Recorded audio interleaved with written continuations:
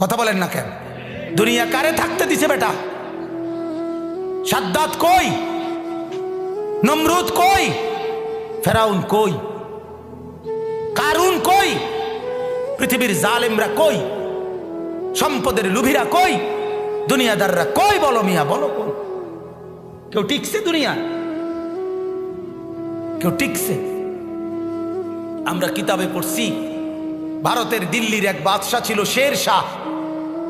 শের শাহ 40 বছর একটানা যুদ্ধ করছে এই রাজত্বের জন্য, দিল্লির রাজত্বের জন্য। ওনার বয়স যখন 65, তখন উনি দিল্লির বাদশাহী পুরা পাইছে। সেদিন পাওয়ার পরে একদিন আফসুস করে বলতেছে, হায় দুনিয়া, তুই আমারে যখন ধরা দিলি তখন আমার কবরে যাওয়ার সময় হয়ে গেল। মানে আজ 40 বছর মেহনত কইরা দুনিয়া যখন বাদশাহী নিলাম, তখন আমার কি শুরু হয়ে গেল? কবরে যাওয়ার টাইম। দুর্বল হয়ে গেলাম তখন। দুনিয়া মনি, দুনিয়া বড় ধোকা দেয়।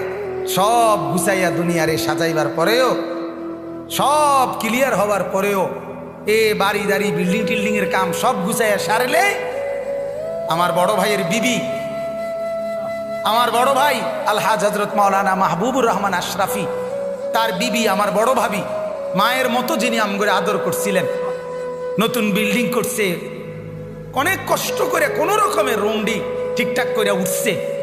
এরপরে আপনার বুধবার দিন নতুন ঘরের বাজার করছে, চাল ডাল তেল সব কিনা, চালগুলো সব ড্রামের মধ্যে পড়ছে, তরকারি ফ্রিজে কুইটা রাখছে।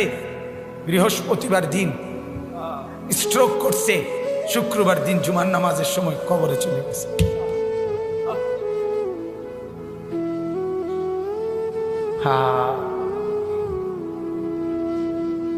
আগামীর পৃথিবী, আগামীর সামনে দাজ্জাল বাজান, আগামীর সামনে দাজ্জাল। দাজ্জাল দেখা যায়, দাজ্জাল দেখা যায়, কিয়ামত দেখা যায়। ইকতারাবা লিন্নাসে হিসাবুহুম, আল্লাহ বলে হিসাবের সময় কাছায় গেছে বান্দা। ইকতারাবাতিস সাআ, আল্লাহ বলে কিয়ামত ঘনায় গেছে বান্দা। আরে যিনি বানানেওয়ালা তিনি বলতেছে, ও আমার বান্দা, আমি না বলছি এই নবী শেষ নবী, এই কিতাব শেষ কিতাব, এই দিন শেষ ধর্ম, আর দিতাম না রে। এরপরে তো আমার সংসার আমি গুছাই এলামু, তাহলে কিসের অপেক্ষা করছেন? আল্লাহ যখন বলবে এই জাহান্নামী, আর কোনো কথা বলতে পারবি না, সাথে সাথে জাহান্নামের আযাবের, জাহান্নামীর গলার আওয়াজ, কথার শব্দ বন্ধ হয়ে যাবে। এরপরে আর কোনো শব্দ জাহান্নামী উচ্চারণ করতে পারবে না। আরো জঘন্য কথা আছে, তাফসীরে মারিফুল কোরআন লিখছে, এরপরে জাহান্নামী কুত্তার মতো ঘেউ ঘেউ করবে, কুকুরের মতো শুধু ঘেউ ঘেউ। বিশ্বাস করেন, সেদিন কিয়ামতের দিন তোমাদের পুরা জিন্দেগির আমল ওজন হবে। এই কথাটা বান্দা আমি আবারও বলছি, এটা আল হক, এটা কিন্তু বাস্তবেই আসলেই সত্য কথা। এটা আসলেই কি সত্য। আমরা অনেক সময় বলি না হুজুররা, আসলে হুজুররা কয় যে আসলে যত কয় অত না, যত কয় অত না। এমন বুদ্ধিমান আছে না, কথা বলেন না। আরে বেটা, এই বর্তমান জীবনে দুনিয়ায় হুজুরের সব কথা ধরলে চলতে না। আরে ডাকায় তো, তাহলে তুই যদি চলতি নাই পারস, তাইলে তোর তো আল্লাহ তাআলা দুনিয়াত ফাড়াইতো ওরা। সব দইরা আল্লাহর কথা চলতে পারবি দেখেই তো আল্লাহ তোমারে দুনিয়াত ফাড়াইছে, ঠিক কিনা বলেন নাকি? আল্লাহ তো বলছে আমি বান্দার উপরে সাধ্যের অতিরিক্ত কিছুই চাপাইয়া দেই নাই, জুলুম আমি করতেই পারি না। আল্লাহ জুলুম করতে পারে? কথা বলেন না কেন? তো ইন্নাল্লাহা লা ইয়াযলিমু মিসকালা যাররা, আল্লাহ তাআলা তো এক যাররা পরিমাণও জুলুম করতে পারে না। তো তুমি এটা কি কইলা? তুমি এমনি কেমনে বললে? এই কারণে আল্লাহ তাআলা যেন এটা আবারও বলছে মায়া করে, আল্লাহ মহব্বত করে বলছে, বান্দা শোন, কথাটা ফালাই দিস না, কথাটারে উড়াইয়া দিও না। আরে রাহেন কি এর হিসাব কিতাব, এত কিছু ধরলে চলন যাইতো না। আহ, এত কিছু না ধইরা তুমি যেই চলাটা চলো রে, পুরা দৈর্যও তো মানুষ এই চলাটাই চলো। কথা বোঝেন নাই?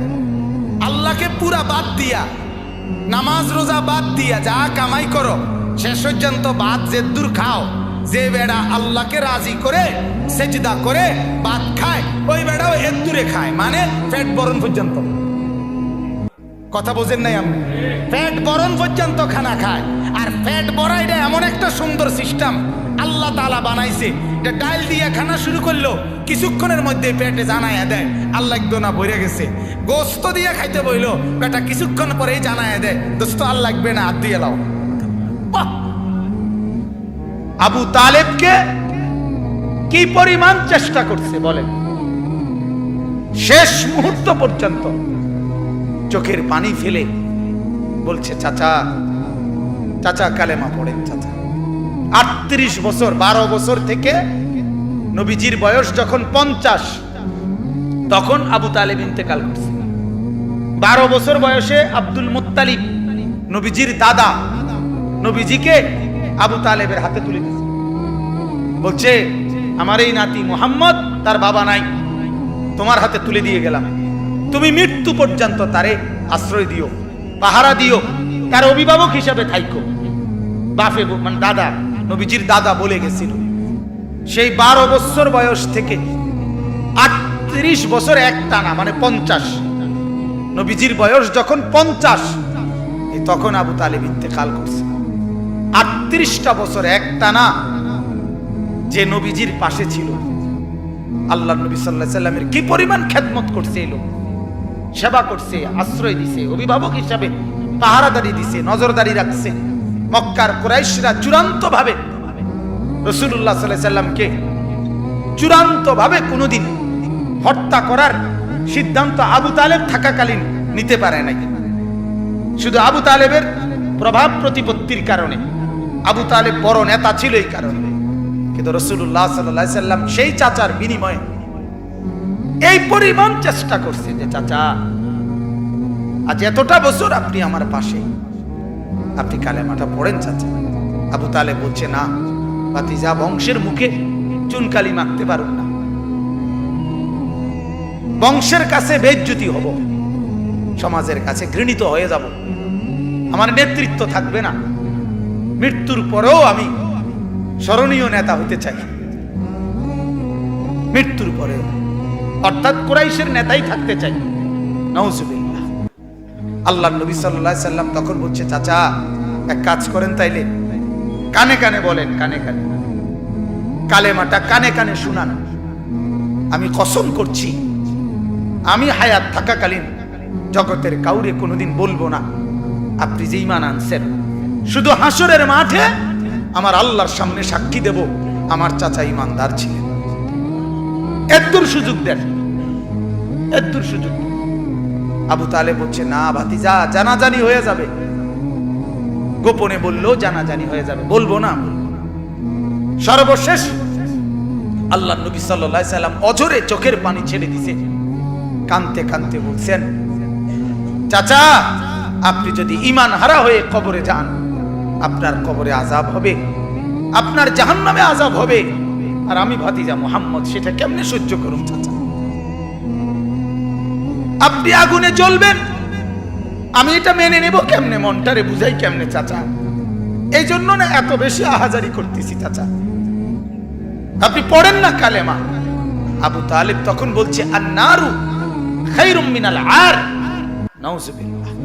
আবু তালেব বলছে মুহাম্মদ, সমাজের কাছে বেইজ্জতি হওয়া এটার চাইতে আগুনে জ্বলা এটা ভালো। আন্নারু খায়রুম মিনাল আর। সমাজের কাছে আর মানে লজ্জিত, লজ্জিত হওয়ার চাইতে জাহান্নামের আগুনে জ্বলবো এটা ভালো। আবু তালেব বলল মুহাম্মদ জাহান্নামের আগুনে প্রয়োজনে জ্বলবো, কিন্তু বেজ্জতি হইতাম না। কার কাছে? সমাজের কাছে। কার কাছে বলেন না? আল্লাহ নবী সাল্লাল্লাহু আলাইহি সাল্লাম হাদিসের মধ্যে আছে, এরপরে আবু তালেব ইন্তেকাল করছে, মারা গেছে। মারা যাওয়ার পরেও নবী এবার বলতেছে চাচা এবার আমি আল্লাহর কাছে আপনার কাছে আপনার জন্য ইস্তেগফার করব, যতক্ষণ আমার আল্লাহ আমারে নিষেধ না করে ততক্ষণ আমি আপনার জন্য। এবার যেহেতু আর আপনারে বুঝাইতে পারলাম না, এবার আল্লাহকে বলি, আল্লাহকে বলতে থাকি। এবার আল্লাহ নবী চাচার জন্য মাফ চাইতে শুরু করছে। এ ঠিক তখন ওই নূহ আলাইহিস সালামের মতো আল্লাহ তাআলা আমাদের নবীকেও নিষেধ করছে, মা কানা লিন-নাবিয়্যি ওয়াল্লাযীনা আমানু আন ইস্তাগফিরু লিল মুশরিকিন ওয়ালাউ কানু উলি কুরবা বা'দা ইয তাবায়্যানা লাহুম আন্নাহুম মিন আসহাবিল জাহিম। আল্লাহ বলেন, নবী আপনার জন্য উচিত হবে না, কোন ঈমানদারের জন্য উচিত হবে না, তার সবচেয়ে নিকটতম জন যদি কুফরি অবস্থায় মুশরিক অবস্থায় মৃত্যুবরণ করে, তার জন্য আমার কাছে মাফ চাওয়া এটা আপনি এবং আপনার ঈমানদার অনুসারী কারো জন্য জায়েজ নাই, অনুমতি নাই। এরপরে নবী থামে। আমার বলার উদ্দেশ্য হলো ফিকির, বুঝছেন? আমার কথা হলো যে দরদটা কি পরিমাণ ছিল, কথা বুঝছে? আল্লাহ থামানো পর্যন্ত উনি শুধু বলতেই থাকছে, বলতেই থাকছে।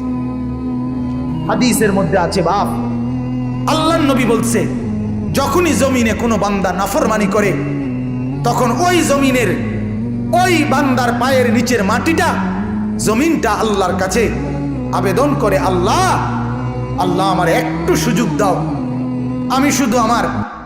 আমি একটা শুধু গড় দেমু, আমার নিচের মাটিটা উপরে উঠামু, উপরের মাটি নিচে নামামু, শুধু ওই লোকটা যেরকম বিছনায় এপাশ ওপাশ করে আমি আমার জমিনটাকে একটু এপাশ ওপাশ করবো, আমার নিচের মাটি তুলবো, উপরের মাটি নিচে নামাবো, আল্লাহ এরে নিয়া আমি শুধু একটা উল্টানি দিতে চাই, তুমি আমার অনুমতি দাও। রব্বুল আলামিন তখন বলে ওই জমিনকে, না তুই এমন করিস না, ও যে আমার বান্দা, পরে না আমি বানাইছি, আরে আমি বানাইছি,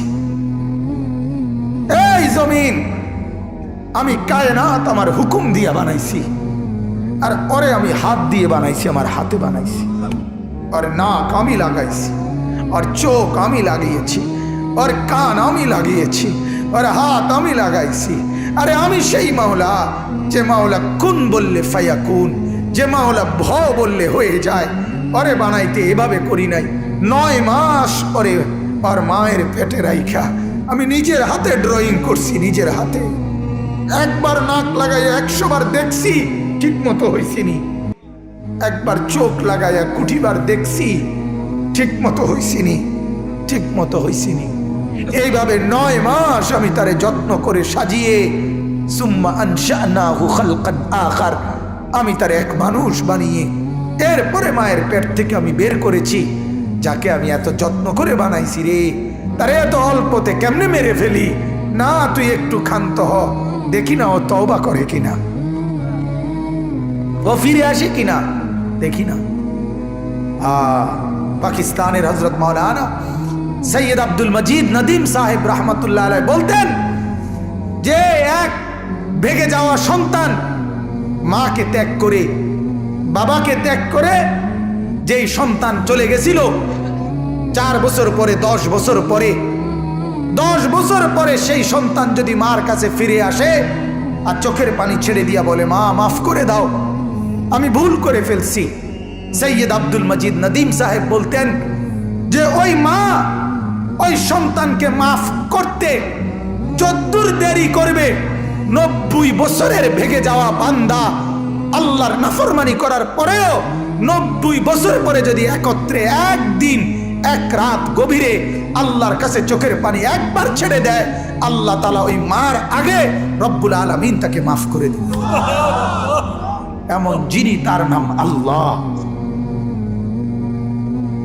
যুবক তুই তোকে চিনলি না, হায় হায়, তামসাটাকে জিন্দেগি মনে করলাম। 1 প্লেট বিরিয়ানি দিবে, 1 প্লেট খিচুড়ি দিবে, 2টা জিলাপি দিবে, এর জন্য জিন্দেগিটাকে কামিয়াবি বানাইলা, এটা কি মনে করলা সফলতা? কিছুক্ষণ মোবাইল চালাইলা, কিছুক্ষণ মেয়ে দেখলা, ছবি দেখলা, নাটক দেখলা, নাচ দেখলা, আর কিছুক্ষণ ঘুমিয়ে রইলা, এটাকেই জিন্দেগি মনে করলা। আর আপনারা যারা ব্যবসায়ী কামাই রোজগারি করেন, আর আপনারা এই কিছুক্ষণের কামাই আর বউ বাচ্চার জন্য ভাত মাছ কিনা এই কদ্দুরকে জিন্দিগি মনে করলেন। আহা, এই সামান্য কদ্দুর ফিকির, এটা তো পিঁপড়ার ফিকির। পিঁপড়া পিঁপড়া। আমাদের বাংলাদেশের একজন শ্রেষ্ঠতম আলেম দ্বীন, গবেষক আলেম ডক্টর আফম খালিদ হোসেন, অনেক বড় মাপের আলেম এবং জ্ঞানী গবেষক, উনি বলছেন এক পিঁপড়া সামান্যটুকু খাবার খায়, হ্যাঁ, কিন্তু এরপরও সে জমা করে রাখে। এক হাতি 250 কেজি খাবার প্রতিদিন খায়, একদিন 90 লিটার পানি প্রতিদিন খায়। উনি বলছেন কিন্তু কোনোদিন হাতি সে পরবর্তী বেলার খাবার কান্দে করিয়া তার কাছে নিয়ে আসে না। সে এরপরে প্রতিদিন মাওলার উপরে তাওয়াক্কুল করে থাকে। রব্বুল আলামিন 250 কেজি খাবার প্রতিদিন তার কাছে পৌঁছায় দেয়। হযরত বলেন এক সাগরের তিমি এক লোকমায় যেই খাবার খায়, এক লোকমা 200 শক্ত সামর্থ্য জোয়ান যুবক গোস্ত ভাত খাইয়া একবারে যা খাবে, এই সাগরের তিমি এক লোকমায় তার চাইতে বেশি খাবার খায়। সাগরে কত লক্ষ তিমি, কি পরিমাণ খাবার মালিক সরবরাহ করতেছে। তাইলে তুমি কেন এত পেরেশান হইয়া গেলা? তুমি কেন পেরেশান হয়ে গেল? ছেলেটাকেও কামে লাগাই দিলা, মেয়েটাকেও কামে লাগাই দিলা, ফুতের বউরও কামে লাগাই দিলা, নিজেও কামে লাগাই দিলা। কেউ কাউরে জিজ্ঞাসা করো না, কিরে বাবা তোমার নামাজ পড়ো না কেন? স্বামী স্ত্রীকে বলে না, স্ত্রী স্বামীকে বলে না, বাবা মা সন্তানকে বলে না, সন্তানাদি বাবা মার ফিকির করে না, কারো কোনো ফিকির আখিরাতের নাই। এতগুলো মানুষ মিল্লাই ভাত এক লোকমা, ছি ছি ছি ছি।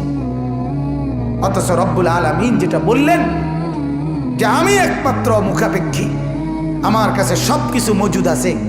তুই বান্দা চাইলে তুই একজন না, লাউ আন্না আউওয়ালাকুম ওয়া আখিরাকুম ওয়া ইনসাকুম ওয়া জিন্নাকুম ওয়া যুকুরাকুম ওয়া উনুসাকুম, আল্লাহ বলে তোদের প্রথম ব্যক্তি, শেষ ব্যক্তি, পৃথিবীর শুরু এবং শেষ সব লোক যদি একত্রিত হয়, পুরুষরাও নারীরাও ছোটরাও বড়রাও মানুষরাও জিনরাও যদি একই মাঠে জমা হয়ে আমার কাছে যার যা লাগবে তা চায়, আল্লাহ বলেন লা আতাইতু কুল্লা ওয়াহিদিন মাসআলাতাহু, সবার চাওয়া আমি ওইখানে রাখকেই পূরণ করে দেব। মা নাফিদাত মিন খাজাইনি শাইউন, আমার ভান্ডার থেকে এক ফোঁটাও কমবে না। এমন যিনি তিনি আল্লাহ। তাকে ছেড়ে কোথায় দৌড়াচ্ছেন? আল্লাহকে ছেড়ে কোথায় যাচ্ছেন? আল্লাহকে ছেড়ে কোথায় গেলেন? যুবক আল্লাহকে ছেড়ে কোথায় গেলা? নামাজ না পড়ে নর্তকী দেখে লাভ কি হয়েছে পর্যন্ত বলো না একবার। ওই মাদেরকে বলো না, মা এই পর্যন্ত বেপর্দা হয়ে যত মহিলা পুরুষকে দেখাইলা, মা কে তোমারে কয় টাকা চাঁদা দিছে এই পর্যন্ত? 2টা পয়সা তোমারে কোনোদিন দিছিনি, চাইয়া না গেল যা। কথা বোঝেন নাই? তোমারও তো দেখে গেল, কিন্তু দ্বিতীয় পয়সা তো দিল না। কি পাইলা? পাইলাটা কি দুনিয়া? অবুঝ মানুষ বুঝতে চায় না, অবুঝ সন্তান বুঝতে চায় না। তার সমস্ত দুশ্মনী নামাজের লগে, তার সমস্ত দুশ্মনী আল্লাহর সাথে। সে তার একটা বন্ধু, সামান্য একটা বন্ধু, তার এই সামান্য পরিচয়, তারও মন রক্ষা করতে সে রাজি, কিন্তু সে তার মালিকের মন রক্ষা করতে রাজি না। হায় হায় হায়, কি শক্ত পাষাণ। আল্লাহ আমাদেরকে বুঝ দান করেন। আল্লাহ আমাদেরকে, মহিউদ্দিন ভাই অগরে খাওয়াই এলাম না, ওই যে যারা শিক্ষার্থী আছে, ওই যে পিছনে যারা নিচে নিচে, ওরা ডাক দিয়া বলে, ভাই তোমরা খানার লেগে যারা ঘুরতে আসো খাওয়াই এলাম না করে যান। কোন ওরা এই শিক্ষার্থী আছে, এটাই আমাদের দেশের নিয়ম। আমরার গ্রামে একতে আপনার মানুষের বাড়ির থেকে খুঁজতো, তো তার লগে একটা ছোট ফোলা আসিল, ওই বাড়িওয়ালারা দেরি করলে হেঁটে হেঁটে ফুতেরে খোঁচা দিত, দিলে হেঁটে শিক্ষার দিয়ে উঠতো, তো আবার হেঁটেই কইতো,